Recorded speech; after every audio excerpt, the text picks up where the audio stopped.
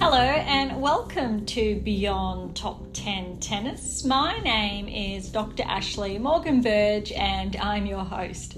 I'm the author of 12 books, a CEO of 12 years, the founder of a startup set on data privacy, most importantly an elite performance coach of over 18 years, having worked with athletes throughout Europe, the United States to Australia.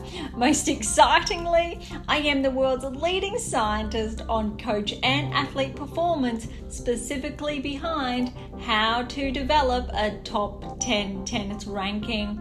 My work includes everything from mitigating injuries to conditioning behaviors that set a player up long-term for the long game towards a top 10 tennis ranking. I'm behind theories from the optimal performance theory, optimal behavior for optimal performance, the barrier breaker, the rule of transference to the golden rule. As has become custom, each episode we dive into the latest rankings and results on the WTA and ATP tours and deliver new data implications as shared in my latest release, How to Develop a Top 10 Tennis Ranking. And no episode would be complete without diving into one of my other many books and sharing additional insights while digging a little deeper. We've been focusing on the secrets to optimal coaching success, the role of experience, optimal performance practices and outcomes in the real world, with over 70 episodes to date. Today's insights and key topic plays its own role, like so many other episodes, in developing the player, parent to coach for that road ahead towards a top 10 tennis ranking. So, as always, buckle in and enjoy the ride.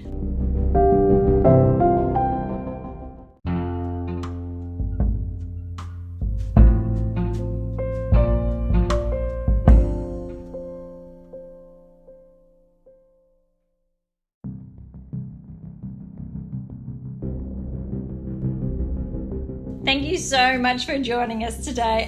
If you've been with us for some time now, I'm sure you noticed the little tweak that we've made in that introduction, and I'd love to hear your feedback there. But it's only fair given that we've taken a little bit of a change of pace since the Australian Open, that we incorporated that, just so I think as a fair play, fair warning, for our new listeners. So if you are new, essentially the new intro covers what we have been, I think, covering and really sharing, especially the last couple of episodes throughout the Australian Open and since then, which is essentially the insights, real time, almost, on the WTA and ATP tour. And I say almost because we're looking at insights from the previous week to those events currently underway. So we have a bit of a crossover there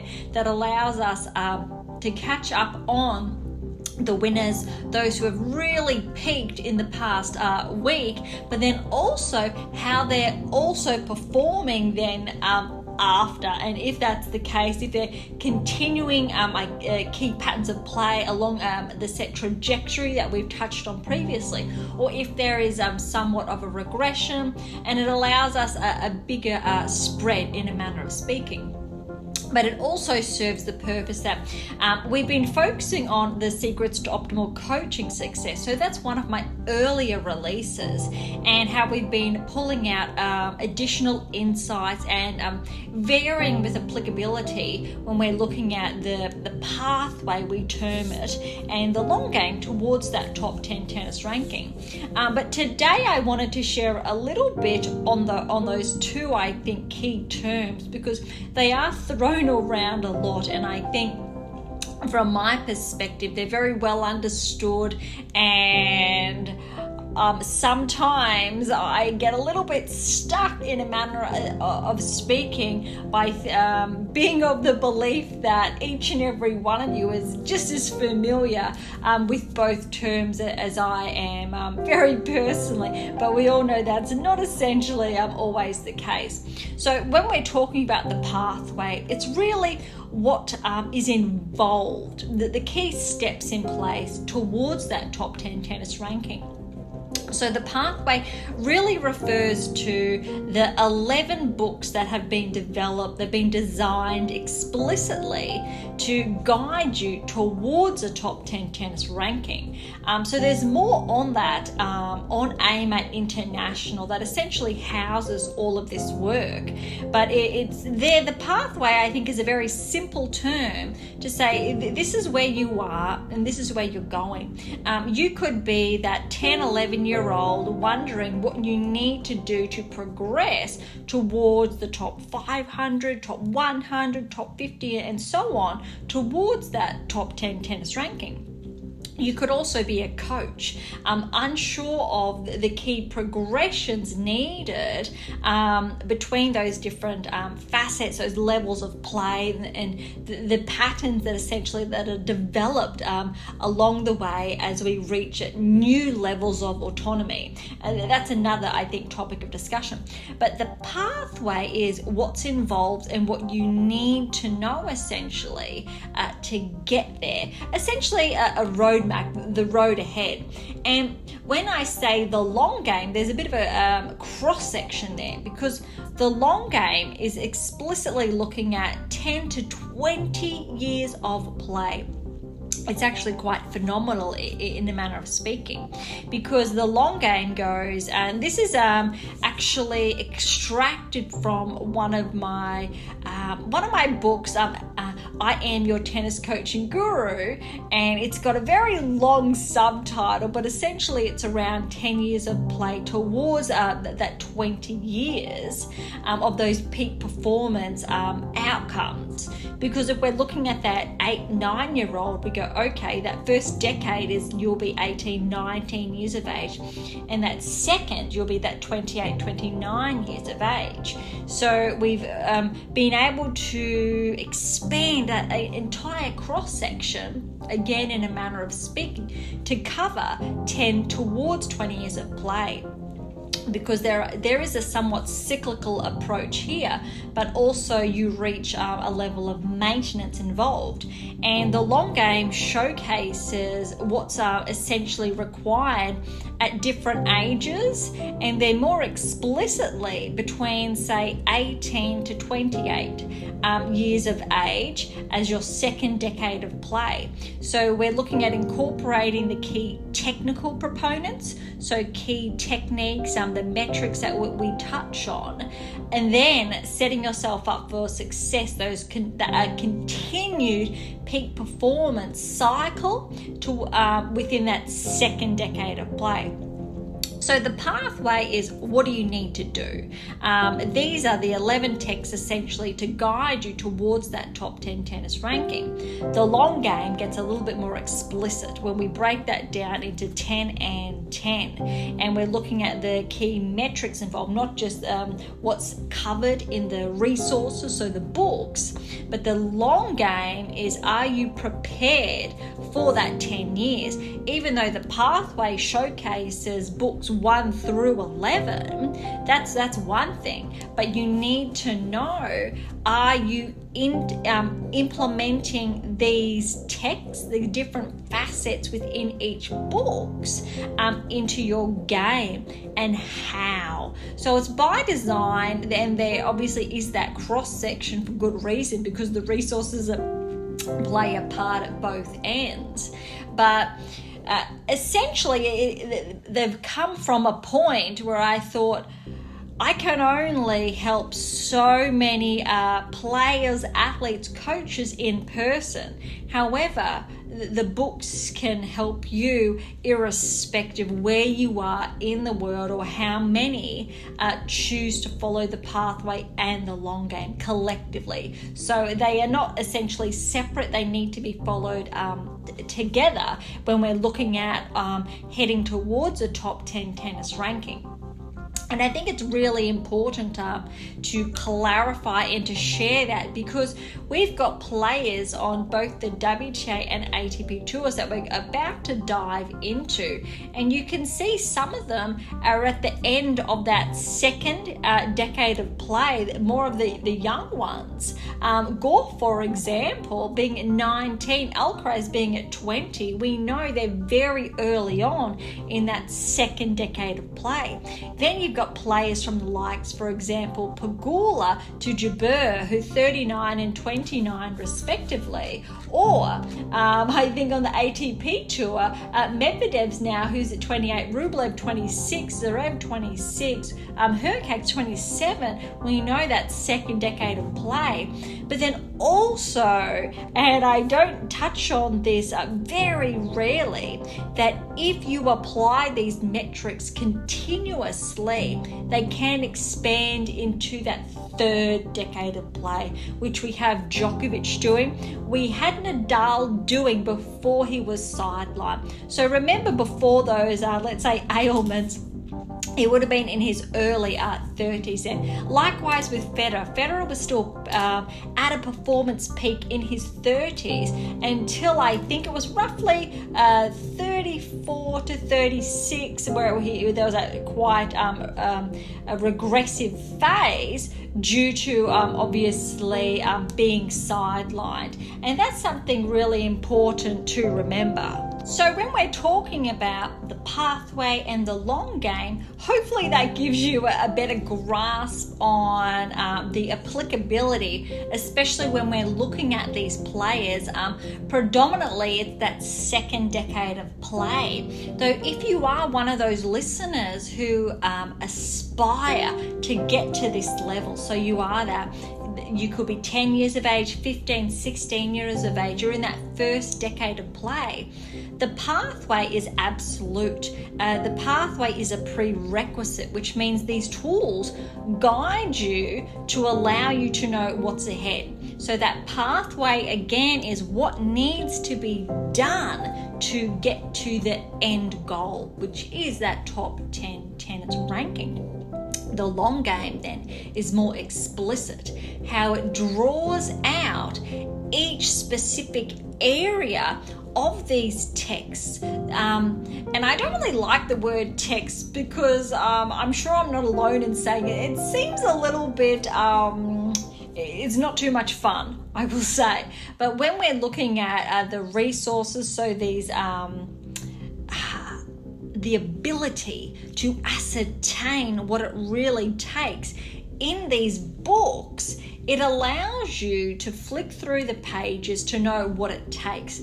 And these episodes essentially are also designed to further your knowledge base, to better inform you on, I think, more broadly, that decision-making process, why you need to begin to expand that knowledge base.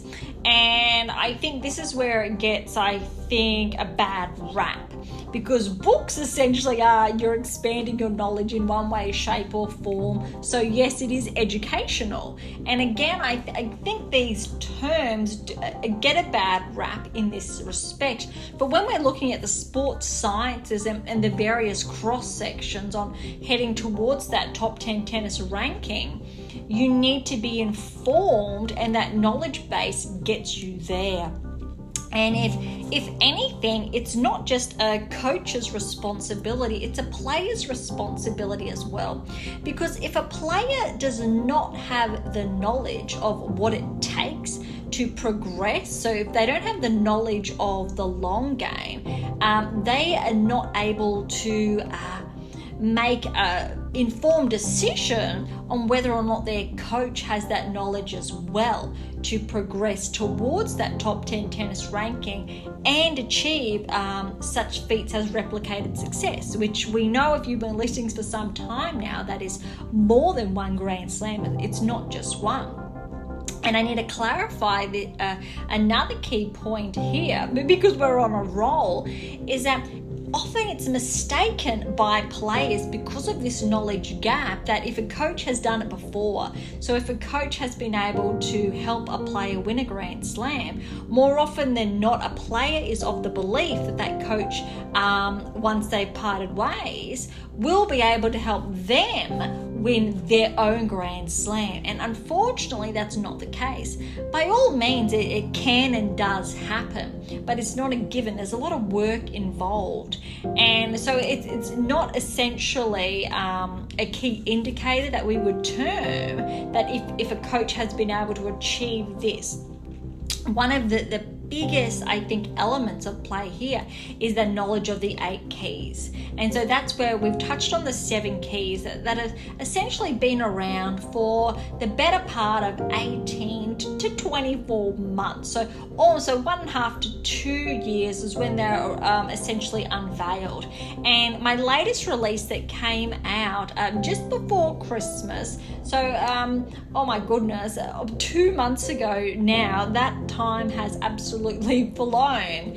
The subtitle there was The Power of the 8th Key. So where the 8th key was brought to life and it was unveiled. Something essentially that I didn't even know existed at the time. Actually, subliminally in a way it was, though it wasn't something that I thought was explicitly necessary to share.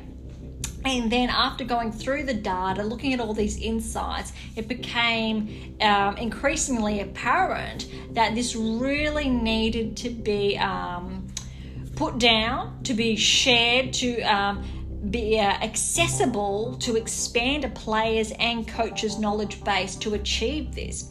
Because as it talks about, and I've shared previously, is that the 8th key amplifies the 7 keys. Without the 8th key, the 7 keys are not a stronghold, which means if they are not a stronghold, you are not as equipped to achieve replicated success, so more than one Grand Slam, and to stay the path, which means to maintain a top 10 tennis ranking for more than 2 seasons and to continuously peak.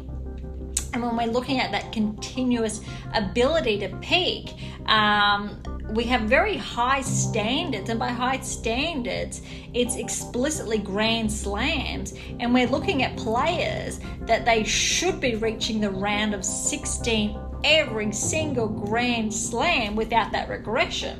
So there is obviously room for a lap. So we could say 75% of the time, so 3 out of the 4, giving room for, let's call it a little bit of a hiccup, a little bit of a glitch there. But when we see a top 10 player consistently struggle at Grand Slams and not perform at their peak, they are increasing red flags. Again, in a manner of speaking. So it's all about how to overcome that. And then for those of you who are not inside the top 10, we guide you and teach you then how to prevent that, or how to get to that level, how to maintain that round of 16 result or higher consistently at a Grand Slam throughout essentially that second decade of play. All right, so I think with more of an in-depth introduction to today's episode, touching on the pathway to the long game, giving more explicit, I think, applications, integrations, the knowledge base and its applicability there to learn what those patterns of play are, the language that you'll hear me use, and I'm sure you've heard me use for the past now 75 episodes, and how far we've come. Because recall those initial 50 episodes were on a different text, this secrets to optimal performance success, and so we're roughly I'm going to say 15-ish episodes, 15 to 20 episodes on the secrets to optimal coaching success, but it's been a lot slower due to the integration of the WTA and ATP tour events, and when we're looking at the rankings on both tours, but more so we took that time over the Australian Open to really dive into these new insights and share the applicability, in a manner of speaking, of the data. So when I'm touching on the rankings and the results, this is all coming from the perspective of course, you understand my background if you're listening, when we're looking at the metrics and the data and how I've touched on previously and in more recent blog posts, there is data on tour, data analysts on tour, how players use data, but not this data. That is very specific data that they use to inform their game, their decision making on their opponent or their own game. When we're looking at this data, this data, the science behind Beyond Top 10 Tennis that AMA International is responsible for releasing, is very different and specific. So, and I think it's very important to underscore that AMA International is me. AMA International is Dr. Ashley Morgan Berge. With that, and it's to ensure that the work is pushed front and center, opposed to myself. And I think many people in my position and or coaches, let alone make that decision, but it's something that I've done for the past going on 12 plus years. I've been CEO of AM International for that amount of time.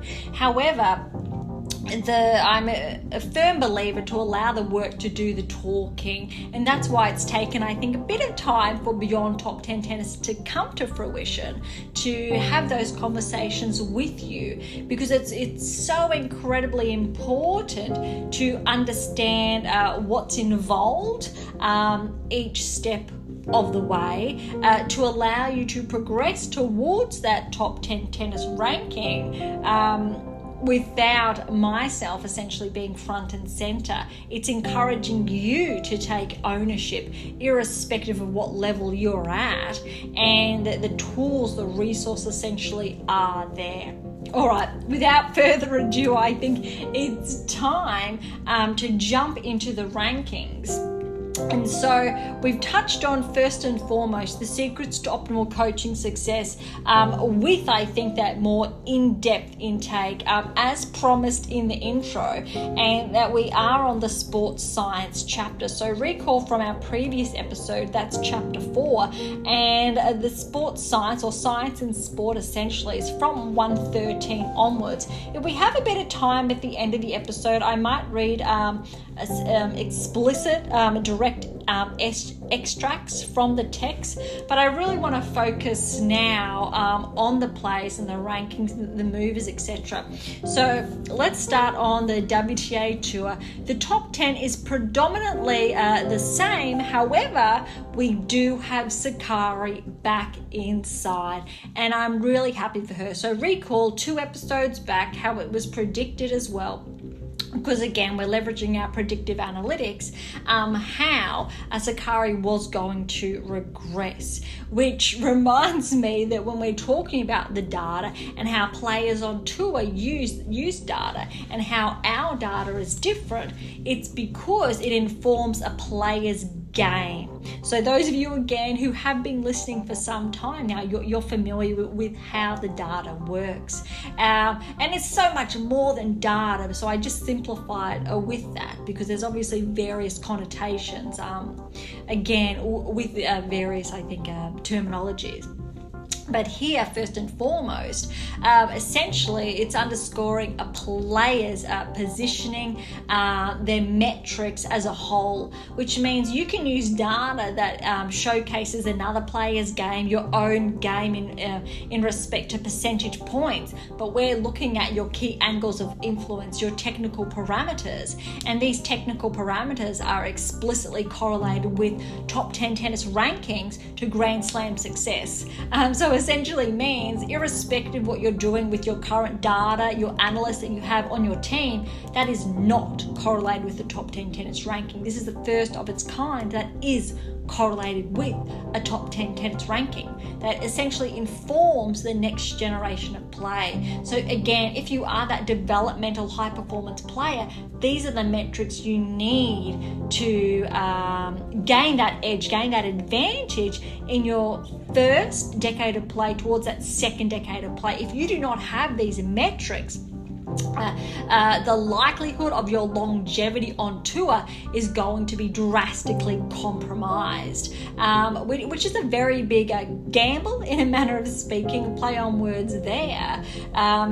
But we're looking at, obviously, key metrics on both the WTA and ATP Tour. So remember that this data has been collated now for over 11 years explicitly. I think this year actually is going to mark moving it up to 12 to 13 years of explicit analytics that have been recorded throughout various longitudinal analysis on players on both tours respectively, and the results continuously improve and underscore essentially what I've been sharing. I cannot promise you, but obviously in the next, I'm going to say 2 to 3 years, another text will come out, but I'm enjoying my time sharing this with you without writing at this point. So I'd encourage you, if you want to know more about that, to track back to our previous episodes.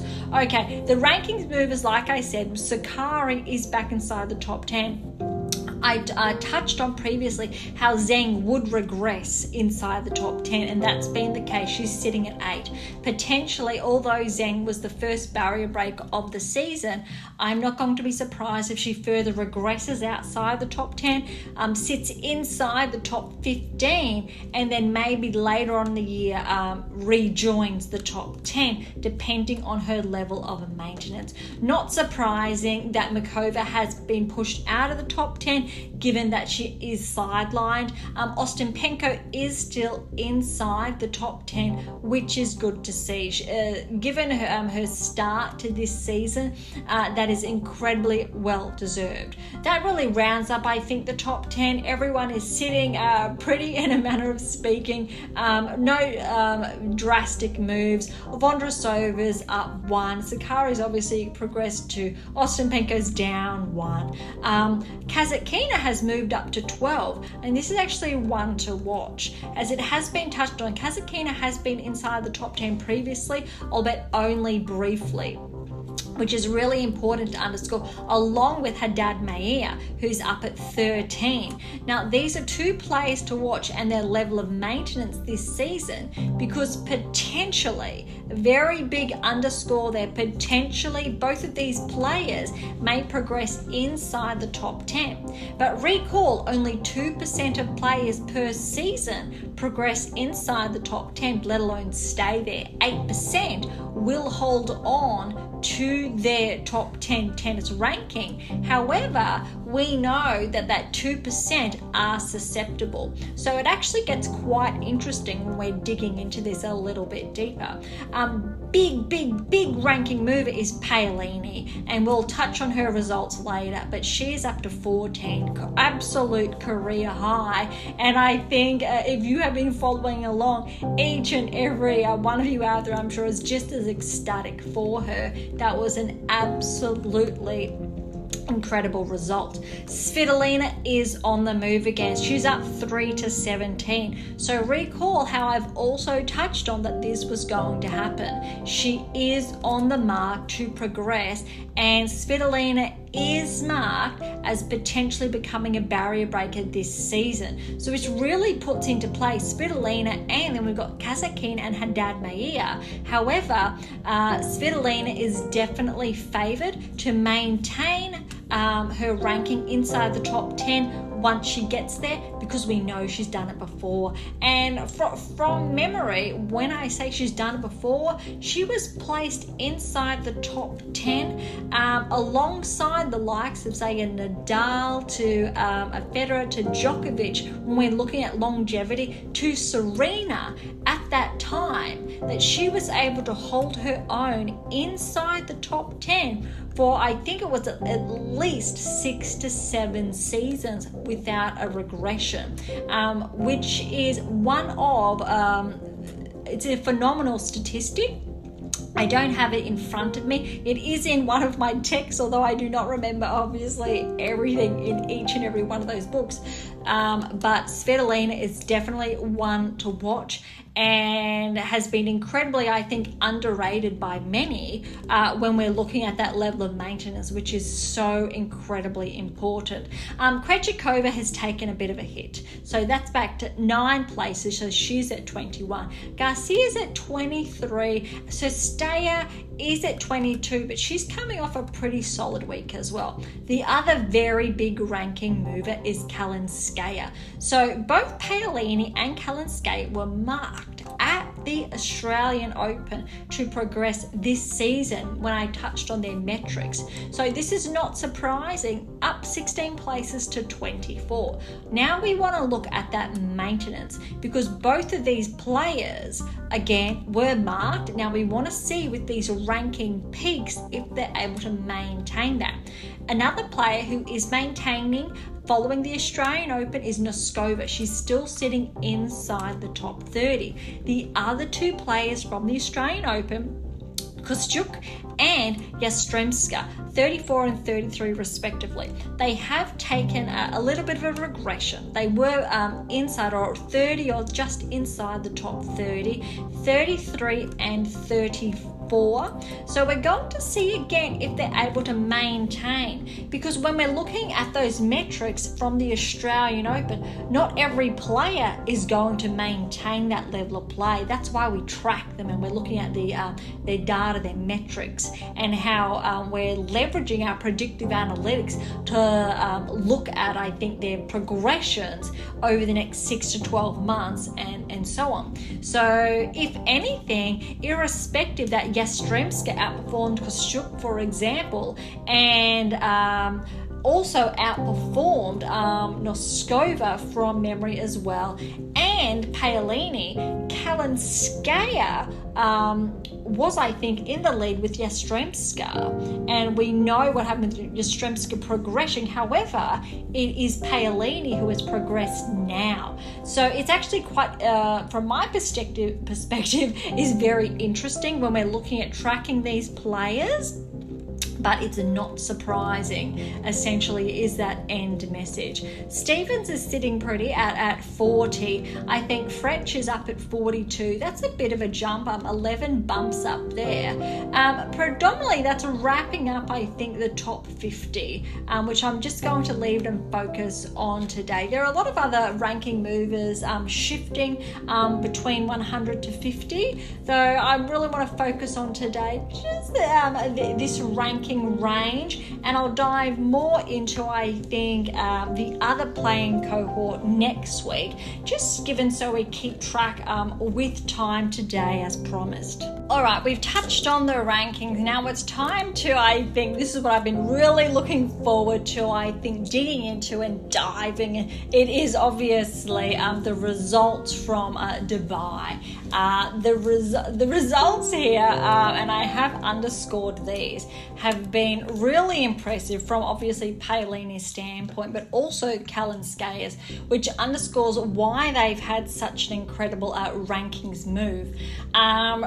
Recall our previous episode last week was very early on when we touched on, I think, the initial days 1 and 2. So kicking off from day 3, and of course we know the end result, but let's have a look at some of the top players and how they've been tracking. Golf, 1-5 in the round of 13, a very good performance. Pliskova, she's had a very good start last week, remember. She came off, I think it was the semi-final, finals appearance, if not further, and she has actually really picked up her form. 3 sets over Kruger. This was a very good one. Swiatek over Stevens, round of 32. Stevens is actually playing quite solid. That's 4-4 against the number 1 in the world. So those who have, I think, shared whether it's on social media or somewhere else that Stevens has been regressing, she's still 40 in the world, and 4-4 against the number 1 player. I mean, all credit to Stevens as well. And I think I've touched on that previously from her performance at the Australian Open. Irrespective of how deep she's been able to get those runs, is always a dark horse, I think, almost on any given day. Azarenka unfortunately retired against Rybakina, which is a bit disheartening. I'm not up to speed what happened here. However, that was 2 sets. 6-4 the first Azarenka, 6-2 then to Rybakina. That was very close. Ostapenko obviously riding that top 10 ranking over Sun, 4-3. Again, round of 32. Svitolina progressing, nice, 3-3 over Maria. Staya over Kudermetova. This was a very good win for her, 1-4. And that is why when I'm saying she's sitting around, I think it was 22, she is earmarked to progress inside the top 20, but we need to track to see if these performances remain consistent throughout the season. Kalinskaya had a nice bit, 3-4 over Buska. Pavlyuchenkova, there's a walkover there for Samsonova there. Not sure what happened niggle-wise, though that's a number of players already who have withdrawn, had a niggle, and this is something to highlight. And I'm going to just take a step back and pause here, because again, we've touched on this in previous episodes prior to the Australian Open, how we have a lot of players very early on in the season that it's either something has gone amiss in their we're looking at those peak performance cycles, and when we're looking at the off season and the work that's involved. And ironically, players who are not ranked inside the top 10/top 20, looking to peak, looking in prime form to potentially land their first and or second or more Grand Slam title. We've got players who are qualifying, those ranked outside the top 50, and they start to progress. And the number of players that I've touched on earlier, these are the players, Paolini, Kalinskaya, Yastremska, Kostyuk, just as an example, really highlights and underscores what I've been sharing here, because these are some players that decide to knock on the door and they've had a good off season. They've had more time to put the work in, and with that more time, more matches in a manner of speaking, to find that groove, to find that peak. Where you have players who are continuously peaking and they haven't had enough time to regroup, or that those peak performance cycles run amiss, these niggles start to happen. And you could be a top 10, top 20, top 30 player like Azarenka for this to happen. Or again, Pavlyuchenkova, we know she's inside the top 30 again, and she's had a relatively very solid start to the season.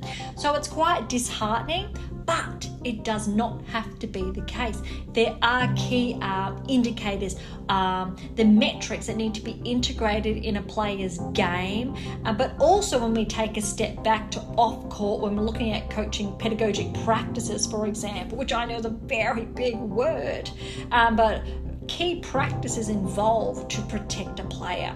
And so you've got to remember as well that all of this work underscores protecting the player, their health, their body, by mitigating injuries.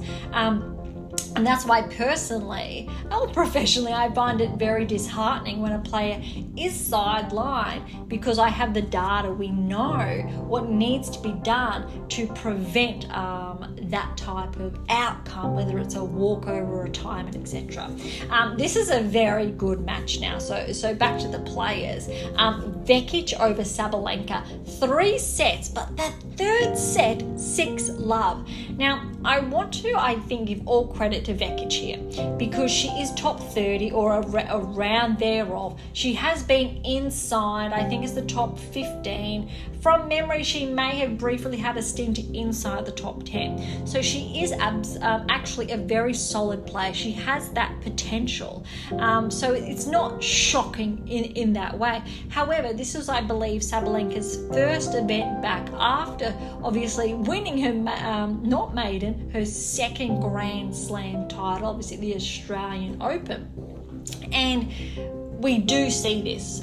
So it's not essentially surprising, but there was a very big performance peak to win the Australian Open, and then to have this type of regression, even though it was very close. I mean, first set's a tiebreak, absolutely close, but then obviously Vekic ran away with it. But it's something I think very important to keep an eye on, and what happens the next coming events, because even though Swiatek, for example, fell early at the Australian Open, her events since then, she's had later runs in comparison, and obviously that underscores why she's still at number 1 in the rankings by quite a long shot. Okay, Sakari over Navarro. Sakari had a good run this tournament, and that's why it's really good to see her back inside the top 10. Fernandez fell to Paolini. Now, remember, Fernandez has a relatively good level of maintenance, around 30 in the world. So this was Paolini's start here, round of 13. Vondrasova, was good to see her get a win over Stearns because she was looking more susceptible to regressing if she wasn't able to pick that pace up. And then we've got Fretch over Martic in 3. Now remember, Fretch did have a rankings move. All right, let's have a look at the round of 16.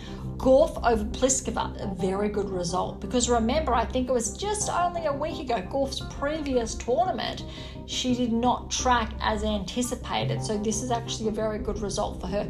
Pliskova, even though she has had a very good start to the season, 3 sets against Gauff, again, credit to Pliskova. Swiatek over Svitolina. This was actually a little bit surprising because 1 and 4 absolutely blown away. However, second set, Svitolina obviously did bring her game, but it really goes to show Swiatek, irrespective of her opponent, what the caliber is, she's still above the rest. And this is why I'm absolutely very big fan, and I mean that in the most objective way possible, albeit there is that subjectivity there, because of her metrics. We know, and the data really underscores that. One of my, I think my favorite parts about this, and I've touched on this in one of my releases, is that before Swiatek won her maiden Grand Slam, she was flagged to win, and she was ranked around 80 in the world at that time, but our data did the talking. And just like we've got the players, when we're touching on from the likes of Paolini to Kalinskaya with our data, the only differential here is that I've taken a step back in that data when we're looking at the predictive analytics to share through Beyond Top 10 Tennis. So the data, in a manner of speaking, it's a flyby, that we have those metrics there. And irrespective of being, I think, front and center in our text, though we can recall now and revisit previous episodes when we're looking at tracking a player's progressions. So Steyer over Vekic. So Vekic had that really solid win over Sabalenka, but this is what I was touching on about Sir Steyer. She has that potential, round of 16, and I would say in the next couple of weeks she's going to break into the top 20 if she's able to maintain this level of play. Rybakina over Fretch, that's a very tight in 3, but a very good win for Rybakina. Ostapenko falling to Kalinskaya as a very good win for Kalinskaya. 6-4, 7-5, round of 16. Very impressive. Vondrasova over Samsonova. Sakari falling to Paolini. Now, very good win for Paolini, 4-2. However, We know that Sakkari is not on her current peak. She has not had a stellar start to the season. However, she just needed to get enough wins, in a manner of speaking, because again, when we're looking at the rankings, we know Makova, who was inside the top 10, she's currently sidelined, recovering from surgery. So Sakkari didn't have, let's say, too many hoops to jump through to progress back inside the top 10. Gauff, Kalinskaya, 3 sets Kalinskaya with the win in the quarterfinals. This was absolutely sensational because I think this is her best match of the season. That was tough. A little bit of a controversy this tournament over Gauff, and I really want to give credit to Gauff for standing up. What happened in respect to the umpire was unfounded, was really unprofessional and disheartening to see. So Gauff, she's absolutely been growing into her own and has become, I would say, an absolutely sensational role model for all players out there. And it's almost ironic in saying that she's 19 years of age. So I know she's had very big shoes to fill when we're looking at American tennis. Serena, Venus, for example, comparisons have been made. But I'm just so happy, personally, professionally, to have a player speak up for really good reasons, especially when we're on court and the umpire was albeit quite unprofessional, unfortunately. Swiatek over Zheng. This was actually a very good matchup, and I was excited to see because Zheng has been again tracked to regress outside the top 10. And I've touched on this previously, and this goes to show quarterfinals 3 and 2. I would say Svitolina put up an even better fight. Zheng has not found that level of maintenance yet. Even though she's inside the top 10, these are micro discrepancies, and I'll be the first to say that I am being absolutely brutal on these players, because when we're looking at these metrics, what differentiates these players are absolutely micro discrepancies. But the only way for you to see that and to learn about that is for me to pull it apart so you can see and why. All right, Paolini got a walkover over Rybakina. Again, not sure what happened, but when I'm seeing these walkovers to retirements, I really want to, I think, touch back onto what I've said previously. Sersteya over Vondrasova. That's a very good win, 3 sets. So again, I'm not sure why Sersteya hasn't had a big jump this week in the rankings. However, this type of result really highlights the probability of her progressing back inside the top 20, closer, I'm going to say, to 17, 16 in the world. Now, I think Swiatek over Kalinskaya is the absolute match of the tournament. 4 and 4. It is against the world number 1, Kalinskaya. It's sensational. And I think this really underscores, I think, how she's been performing. But I really want to, touch on again, I believe it was Potapova. Nope, that's incorrectly Noskova. My apologies, at the Australian Open over Swiatek. And that is one player that we are watching as well, even though she hasn't been tracking as well as these 2 players, Kalinskaya and Paolini respectively. Swiatek, though, semi-finals. We need to remember number 1 in the world still progressing over her peers. And when I say her peers, I say her other top 10 players, because semi-finals, we've got Kalinskaya, Swiatek, Sersteya, Paolini. Swiatek is the only seeded player left, also the only top 10 tennis player left. And I really want to underscore that when we're looking at that level of maintenance, irrespective of taking the loss here, so Kalinskaya getting the win, she is still surpassing other players inside the top 10. That is so incredibly important to share. That, of course, that's an exceptional win for Kalinskaya. Paolini, exceptional win over Sersteya given her performance this tournament, and top 20. Even though Paolini is now inside the top 20, that was not the case when this match was being played out. So when we're looking at, I think, the outcomes here, it's actually quite exciting, and we know what happened. Paolini, Kalinskaya in the final. But I think first and foremost, first, let's have a look at the scoreline. It was 3 sets, 4-6, 7-5, 7-5. That could have gone either way. Both of these players now are absolutely earmarked to progress, but let's have a look at their maintenance this season. Okay, that was a lot, especially to touch on Dubai. So I'm only going to very briefly touch on, we've had Puerto Vallarta in Mexico.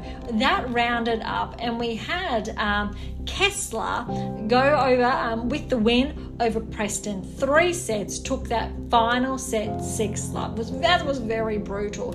But Kessler and Preston, 2 players to watch, having made the final, and obviously Kessler with that win. So we're going to round up Mexico there.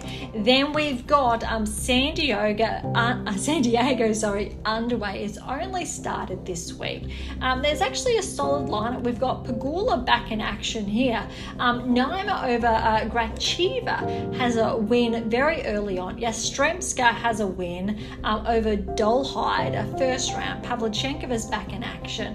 Wang had a win over Towson. Preston over Fretch. Now, I've just touched on her previous result, and we know Fretch has been progressing. That's actually a very good win for Preston. And Kostyuk's back in action, 3 sets over Lee, so that's very good to see. So remember, both of those players, Kostyuk and Yastremska, are being, I think, tracked on the radar in a manner of speaking. So it's good for both of those players to get those wins. Another retirement, Fernandez. This is heartbreaking when we're getting these retirements. Track back or circle back to what I previously said. Saville, very good win, first round. Then we've got Siniakova over Hontama. That's actually quite solid, 3-1. And just wrapping this up, Serenko fell to Bulta again in the first round, and we've got Stas Sukic over Mainkova in 3 sets. Apologies for the mispronunciation, because I'm absolutely sure they are there. The last event that's on at the moment this week on the WTA is in Austin. So when we're looking at the lineup, Kalinina over Bijak, 3-2. My apologies for that pronunciation. Cornet, she's still going strong, although she fell first round of 32 it is, to Osorio, 3-2. That's really wrapping up, I think. Austin Collins is in action against Gadecki. That will unfold at some point today. Rodionova, who's back inside the top 100, is an Aussie. She fell to 1 in 3 sets. Townsend got a good win, 3 over Contreras, and Parks fell to Arango into Bronzetti, fell to Wang, again into Stearns is actually underway against Schmidova with the third underway, and Vickery over Marino in straight sets. Stevens got a very good win, straight sets, 6-4, 6-love over Martin Kova.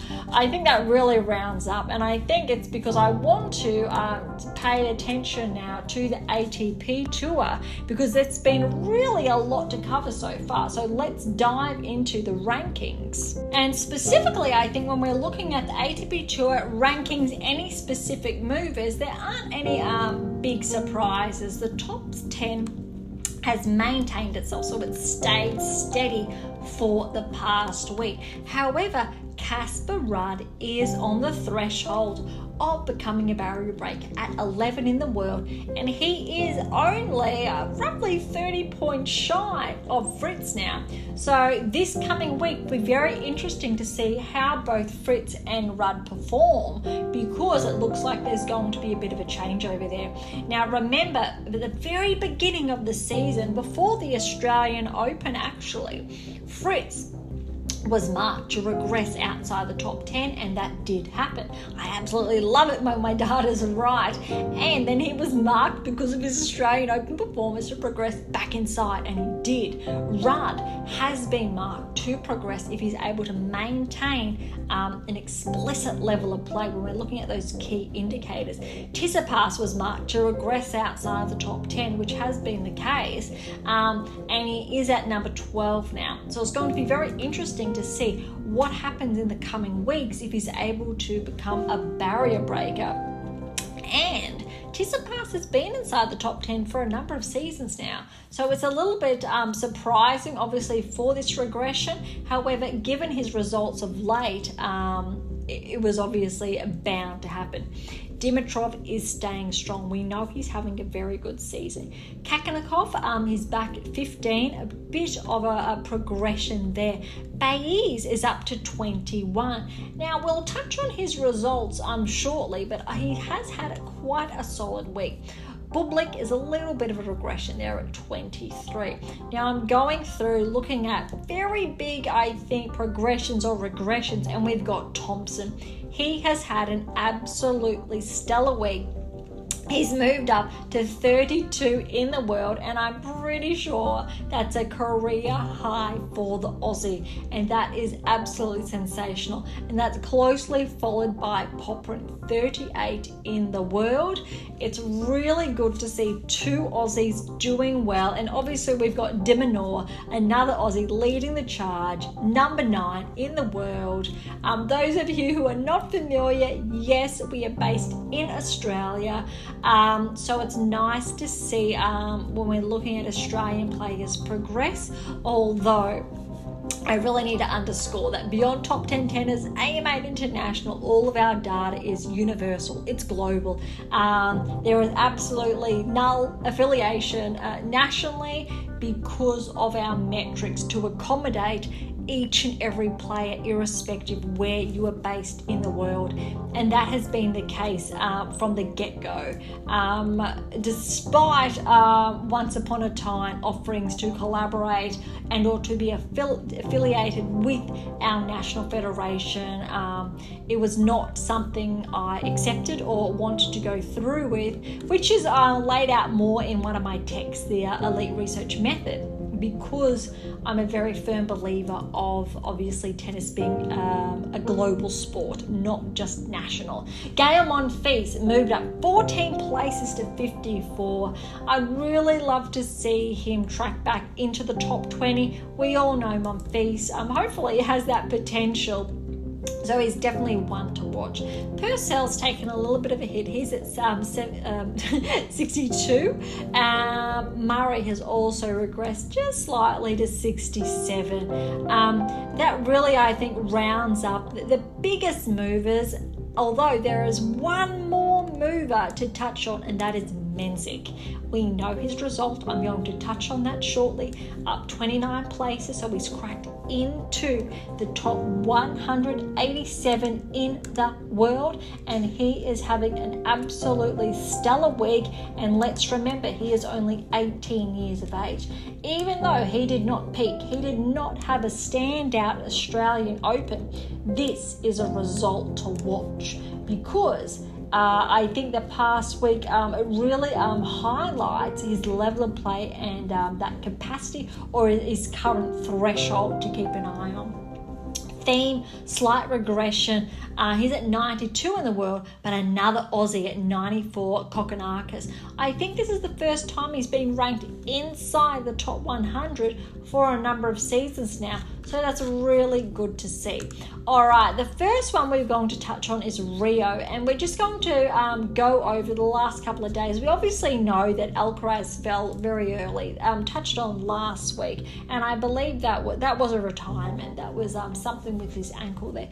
Norrie was one of the favourites, I would say, here when we're looking at the quarterfinals. But then semi-finals, we've got Navone, a qualifier over Norrie 4-2, and Baez, who I just touched on, over Cerundolo, again in the semi-finals, and then Baez over Navone, and that really underscores why Baez has had such a stellar ranking move. All right, over to Qatar, and I've just touched on Menzies and his results, but let's go all the way back to the round of 16, and when we're looking at player performance, Popyrin had a very good win over Greiner. So we're looking at his moving, and when we're looking at the rankings and the results, so very good for him.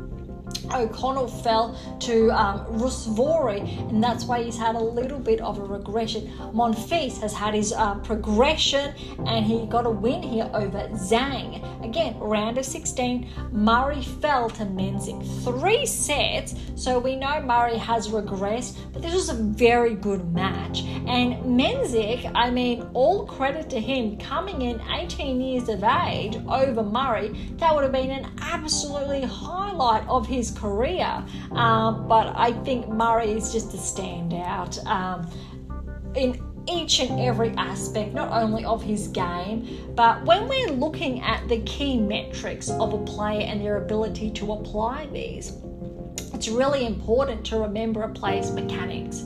And Murray is actually at a disadvantage because of his hip, which actually really does affect his ability to apply the key parameters, let's say, as readily as any other player who is of, say, optimal health. So, and I think this is something that obviously not many people are privy to, because remember, only 8% of players and coaches on the WTA and ATP tour have this knowledge. So I'm really just sharing this to say that Murray, being ranked inside the top 100, 67 in the world, falling to Mensik, who went on to make the finals in 3 sets, 3 tie breaks, is a really solid result, and I think both players need to be applauded. All right, other standout results, we've got Humbert over Kotov, again, round of 16. Bublik, another good performance, 3 sets over Fuchsovics. Kakanakov over Marazan into Rublev, good win over Gasquet, who was a wild card here. Over to the quarterfinals. Monfils over Humbert, a very good win, which really underscores his rankings move. Poprin over Bublik, a really good win again underscoring his ranking move. Mensik over Rublev, 4-7-6 in the quarterfinals, again underscoring his rankings move. Kakanakov over Ruusuvuori. Again, I'm not too sure what happened here. 3-love. It looks like Ruusuvuori retired, unfortunately. One too many retirements this early on in the season in my eyes, and we know how to fix that. So if you are one of those players who does have a niggle, you have been needing to have a retire during your matches, please look at the pathway, look at the long game, look at the resources, increase that knowledge base. That's absolutely number one. Yes, with your coaching team in collaboration to better safeguard your body. That's absolutely fundamental here. Semi-finals, Kakanakov got the win over Poprin. I'm really impressed with Poprin making it to the semi-finals. Mensik over Monfils. 3 sets. I mean, this is why Monfils has had that big rankings jump, but that's a very good win. And we know Kakanakov got the win over Mensik in the final, but that's an absolutely, I think, stellar result for Qatar. So I really want to underscore, obviously this is the Qatar Open that has been underway, where Mensik had an absolutely breakthrough result, but Kakanakov again has progressed closer towards the top 10. I think I said earlier that he's around 15 now, and he has been inside the top 10. So let's see how his performance tracks for the rest of the season. Okay, wrapping up Mafel. So we touched on Mafel last episode. So we've got a couple of players who have been underway since then. Round of 16 to touch on. Kokkinakis over Evans. So again, we know how he's cracked back inside the top 10. Thompson over Navarre in the round of 16. Again, another player who has been progressing, especially when we're looking at the rankings. Rudd again progressing over Garon, round of 16, 6-1, 6-love. Michelson, actually a surprise one here over De Minaur, 4-1. I really want to underscore De Minaur had a stellar week previously. Recall he made the finals and fell to Sinner. Quite tight. So losing following week, it's not as shocking, but round of 16 is still, I think, a really good result. Zverev got the win over Nishioka, 3 love. Tsitsipas, a good win over Vukic, 6-3, 6 love. Quarterfinal, Zverev over Kokkinakis, Rudd over Borges, Tsitsipas over Kovacevic. My apologies for that pronunciation. And Thompson over Michelson. So these are very good results. Now, when we're looking at the semi-finals, how about this? Thompson got the win over Zverev in 3 sets. That's absolutely, if not one of the best wins of Jordan Thompson's career, it is definitely up there. Albeit it's not at a grand slam. However, Zverev has been in quite solid form so far this season, and that's a really good performance here. And Rudd over Tsitsipas. Now, let's remember that they're toeing the line with their rankings at 11 and 12 respectively, with Tsitsipas having regressed outside the top 10. So this match actually showcases why Rudd is ahead of Tsitsipas. Now it was 6-4, 7-6, very close, the two of them. So it's going to be very interesting to see if this matchup happens again, but also respectively how both of these players either continue to progress and or regress respectively. The final, the match of Thompson's, I think, career off Zverev, winning against Rudd 6-3, 7-6. So this is why he's at that peak rankings high, and I could not be more happy for him. Getting a win over Rudd after winning over Zverev is an absolutely stellar result for Mafel. All right, the other event underway at the moment is in Dubai. So we've got the Dubai Championships here very early on. So we've only got a couple of matches to touch on. Medvedev has had a solid start. Sonegro as well. Menzik, again, going off from last week and making the finals. He did get the win over Koric in 3. So I know it's probably more typical for players who are not seeded to lose first round. We see that quite common when we've had a player with a recent ranking progression who was not flagged to progress, then they fall early on, and so they slip off the radar. This goes to, I think, highlight that Menzik now is on the radar with that finals appearance, and now initially with that win. Let's see if he can maintain that, and I think he will be more seriously on the radar if he can crack into the top 50, let's say within the next 6 to 8 weeks. Davidovich Fokina got the win and will play Menzik next. Hurkacz, good win, 3 sets, so that was tight, over Struff. Shapovalov is back in action, but Murray, a very good win for Murray, 3 sets. He will play Humbert next, who did get the win over Monfils in 3 sets. A little bit disheartening there. Bit of a fan here of Monfils because he's been around for some time now, and of course I would love to see him get back inside the top 20 with Svitolina. Bublik, good win over Makak. Now remember, Makak had a relatively good performance at the Australian Open, so a good win for Bublik here. That was no walkover in 3 sets.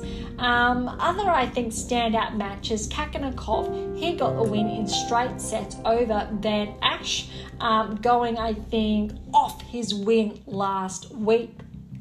Quarter over Kotov in straight sets 0-2, and Kazuks, this is good to see him back. Remember, Kazuks played, I think it was Djokovic, first round Australian Open, took a set off him, but Musetti last season was flagged as one to watch, and he's been steady, so he hasn't been a standout, but he's been hovering, I think, inside the top 30-ish. Now, so that's a very good win. He qualified Kazuks 6-4, 7-6. He will play Rublev next. Rublev got a win over Zhang in 3 sets. So it'll be very interesting to see, I think, how that unfolds. There's a few other matches this week on the ATP Tour in comparison to the WTA Tour. So we have Mexico. This one is very early on. Zverev is the number 1 seed. Schwartzman fell early to Kekmanovic. The other players, I think, in action, we've got Draper over Paul. That was a very good win. Paul had a very good week, I think it was about a fortnight ago. De Minaur back in action, straight sets win, 2-1 over Daniel. Felix Auger-Aliassime has not progressed, so Caboli got the win, and I'm really looking to see if he's going to progress. Felix is around 30 in the world. He's been there for, I think, the last 4 to 6 weeks, and we're really looking to see if he's going to progress closer towards the top 20, but he has not been tracking. He's reached a performance plateau, we term it, and we've touched on those terms in previous episodes. So that is something I think I'm slowly keeping tabs on in the background. Tsitsipas is up. I'm sure he'll be underway today. The same with Rudd. Evans against Shelton. That's actually a quite solid win. And then we've got Analdi. Now remember, it was Analdi, I believe it was the Australian Open or more recently, had a relatively good result, and now over Fritz in 3 sets. Now remember, Fritz is more susceptible to regressing outside the top 10, being at 10 on that threshold to regress and a part of that 2%. He is not a part of that, or has been a part of that 8%, the 2% that are susceptible to regressing, and Fritz is unfortunately in that, I think, category, and he is on the cusp of regressing outside the top 10, and more likely Rudd will replace him. TFO will be up in action today, same with Thompson and Rune. All right, we've got 2 more events to touch on. San Diego is underway. A couple of players when we're looking at, it's not when we're looking at top 10 status here, but a couple of, I'm going to call them newcomers, even though I use that in the best possible way.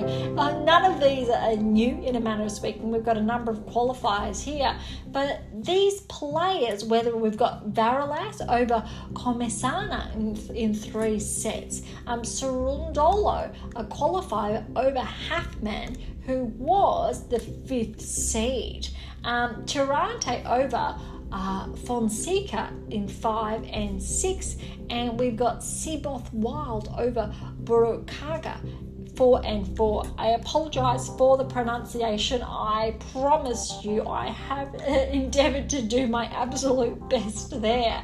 But when we're looking at these players, and we've got some names that aren't as familiar, these are just the same as prior to the Australian Open, for example. So this is the Chile Open that's underway. But when we're looking at these players, it's really important to see who we're going to flag, if they're going to find their way on the radar or not, because this is where it starts. That really wraps up the events on the WTA ATP Tour that are underway. And we have, I think, been really, thorough in respect to the results. Not only this week that's underway, but the past week that's unfolded. So we have a bit of a time lapse from the events, whether it's in Qatar, Dubai, and the outcomes. We've got some newcomers, but also when we're looking at peak performance, ranking high, so those peaks there, the results, and I think we've done our due diligence in a manner of speaking to cover, I think, quite a wide spread of players.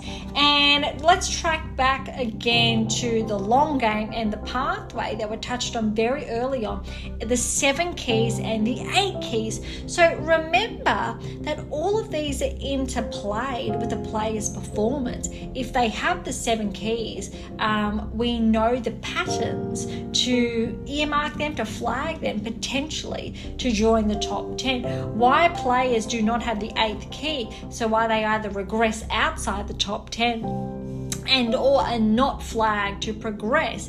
The same applies for those players who have been progressing from the likes of Mensik to Palin, to Kalinskaya, for example. Do they have the 8 keys? No. Even though they've had stellar performances, no. Those 8 keys, not just yet. Do they have some of the 7 keys? Absolutely. Are they on the cusp of ascertaining the knowledge of all 8 keys? Yes. However, that's not the case just yet. That is why the pathway, the long game, the books, our resources, the uptake of knowledge is absolutely pertinent for players who aspire, irrespective of their ranking, their current level of play, their results this week. But if they have the resounding intention to progress towards that top 10 tennis ranking, this is what it takes. The resources are there to guide you and to lead you towards that next peak performance metric, to tighten your game. And we've had a couple of players who have changed coaches inside the top 20, more explicitly the top 10, but we're tracking them, because if the coach and the player does not have the knowledge, they're stuck. A plateau is going to be reached, irrespective how high that plateau is. If it's a plateau at 5 in the world, or 15 in the world, or 90 in the world, we're talking about progressing to that semi-final, that final at a Grand Slam, to walking away with the championship and being able to replicate that. So there are different tiers in play here, and of discussion, and why this knowledge, these books, these resources are absolutely fundamental for players and coaches who aspire to head towards, to begin with, to form that new baseline, that top 10 tennis ranking.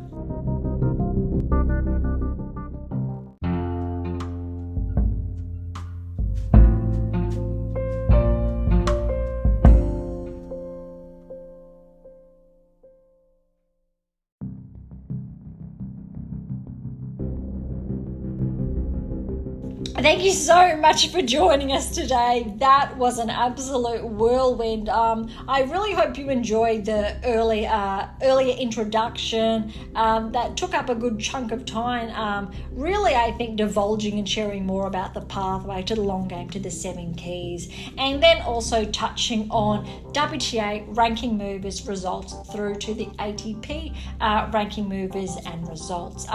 If you would like to grab a copy of The Secrets to Optimal Coaching Success, head on over to AMA International. So that there you can learn a little bit more about the science in sport behind, I think, those key terms. To grab your copy of my new release, How to Develop a Top 10 Tennis Ranking, you can also find it on AMA International or Amazon, so irrespective where you're based in the world. For any comments or questions, head on over to AMA International or Topic Thread, the social platform set on data privacy. To interact with Beyond Top 10 Tennis, head on over to Twitter, Instagram or YouTube. To catch up on our blogs, head on over to AMA International and look for our blog tab, or head on over to Medium. And as always, I'll leave all the links in the episode notes. For something different, head on over to Pink Octopus Books, where my fictional release is. For something left of field, visit Spruik for some random polls. And of course, if you enjoyed today's episode, please subscribe, like, share, and all of the above would be absolutely phenomenal. For those of you who are interested, we do have scholarships available on AMA International, as well as options to work with me exclusively to optimize your performance and to nudge you closer towards that top 10 tennis ranking and that next Grand Slam championship, or to position you to achieve replicated success. So to win that second or third or more Grand Slam. So don't be shy, come and say hi. On that note, thank you so much for listening. I am so incredibly grateful. I am your host, Dr. Ashley Morgan Berge, and this is Beyond Top 10 Tennis, and I'll see you next time.